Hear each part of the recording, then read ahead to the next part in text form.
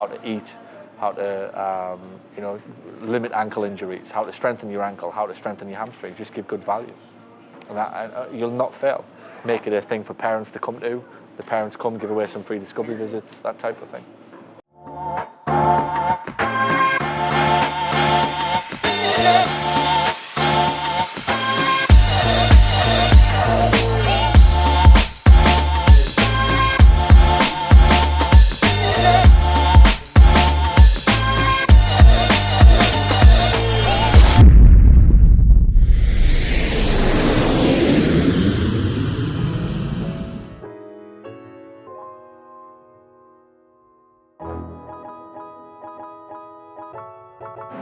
All right, so a good conversation that we had yesterday on the tour was with a brand new PT who is a little confused right now as to where to spend his time or his money. He is a brand new startup in the North Carolina area who was tempted, if you like, to spend a lot of money on digital, which, look, I'm a huge fan of digital. I'm a huge fan of Google. I'm a huge fan of Facebook. And I think what must be understood is that when you first out in business, one of your biggest assets is actually time.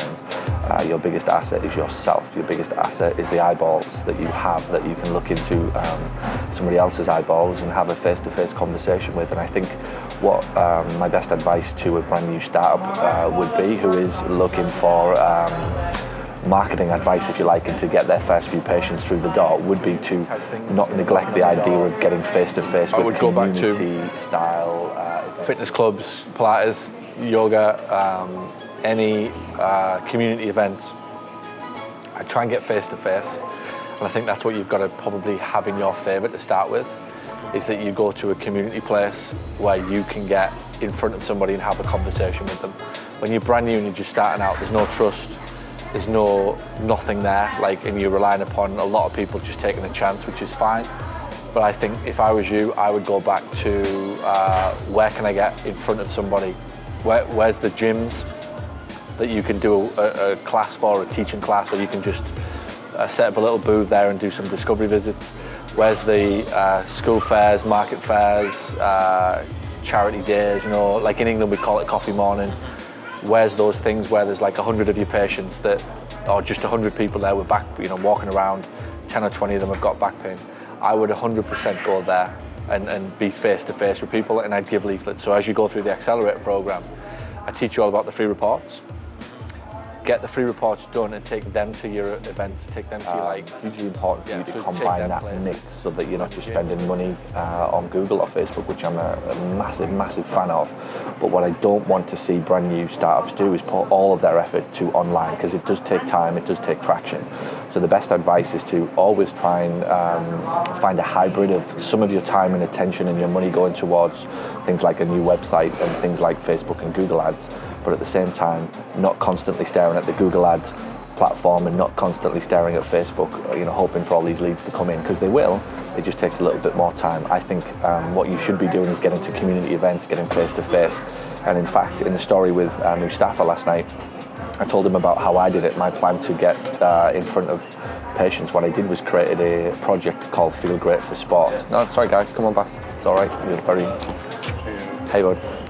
I was explaining to somebody last night, when I first got going, I started a concept called Feel Great for Sport. Right, now bear with me. It was basically a gateway to me getting in front of parents. There's videos all over my Physio Business YouTube channel of me doing it. And really what the idea was that I got into clubs. So like, for example, Celebration Tropics, right where I live, like under 8s, under 6, under 7, 8, all the way through to 15 in soccer. Every Saturday morning, hundreds of kids, but crucially, just as many parents. Now, I don't want the kids, I want the parents.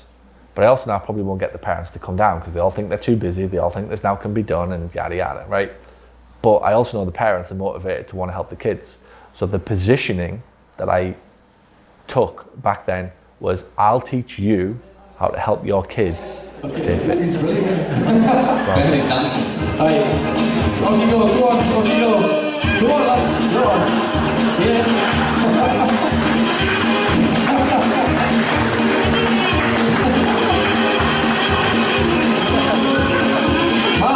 Mark, turn the music down. Have you got step stones on for Bernie?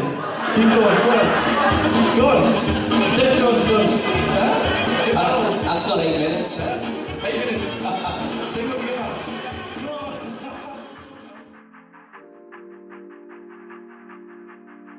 find big, big organisations. So, for example, where I live in Celebration, there's a sports club, soccer club called Celebration Tropics, and they have hundreds of kids. Now, I'd be going into that team and saying, hey, can I teach, and this was the message, can I teach the parents how to help their kids be better at sport?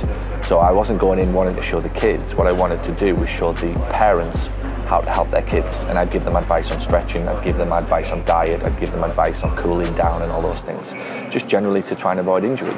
So if you are working with baseball players, it would be the same thing. You know, find the local baseball clubs, the junior baseball clubs, the mini league or the minor league, or the kids who are wanting to aspire to be professional baseball players, and target the parents. So go to the coaches and say, hey, I'd like to help the parents, and give the parents some advice. And what it spawned for me was a situation where I'd got 40 or 50 parents in a room with their kids who I could help, and I'd teach them their stretching, and I'd teach them their exercises and their cool downs and their warm-ups.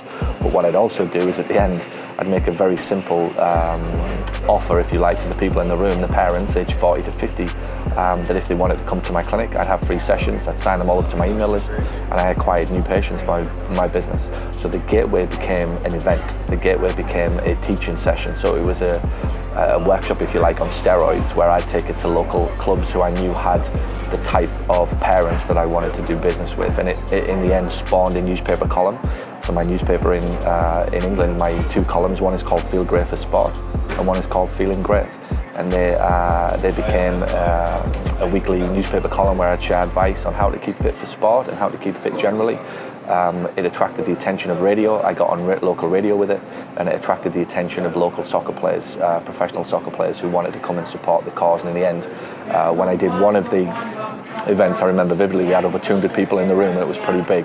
And it all started from an idea of wanting to, how do I get in front of parents? How do I get in front of people?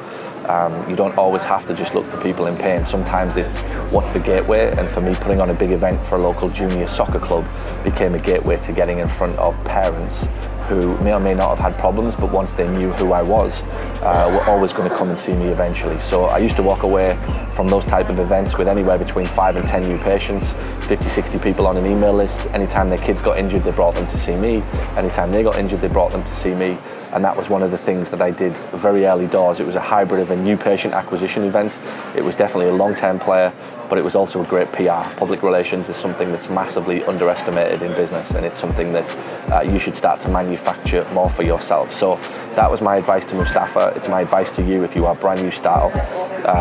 Make sure that you have a 50-50 split on the accelerator program that I teach. We talk about giving free information, and we show you ways to do that at community events. We show you ways to do that with referrals, and we show you how to do it digitally as well.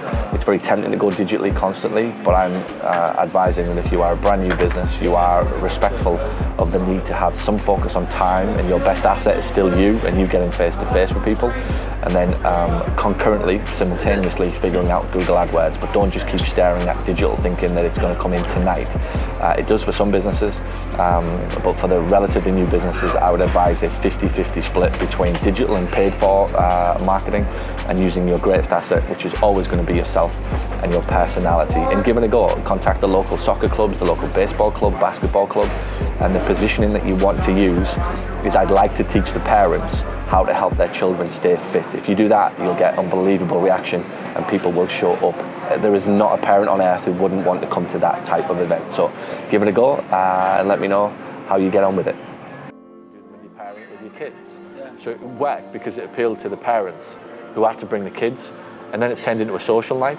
We were doing it in the pubs, and you look on my YouTube, my physio business's YouTube channel, you'll see some of them, where I was interviewing professional players who were playing in the Premier League at the time, Craig Hignett, Andrew Taylor, people like that were coming, and I was paying them like 300 quid for an half an hour show, a quick Q&A at the end.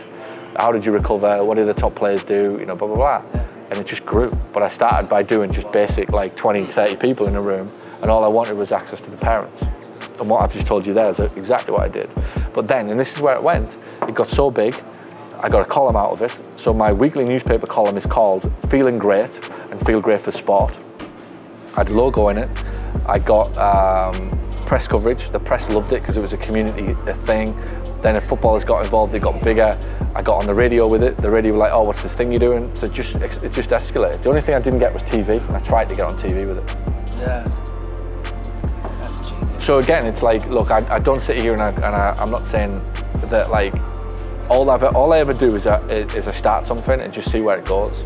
And I just know that if you rang if you wanted to do soccer players, that's your love, that's where you want to be. If you rang 3 or 4 local clubs and just went, this is who I am, this is what I do, my background's in soccer, I want to help your kids, I want to help the parents help the kids. So I'm going to teach the parents how to help their kids stay fit, and that was my positioning. Man, so you can even tackle baseball. Big it's exactly the same. Such a huge. I mean, the number one participation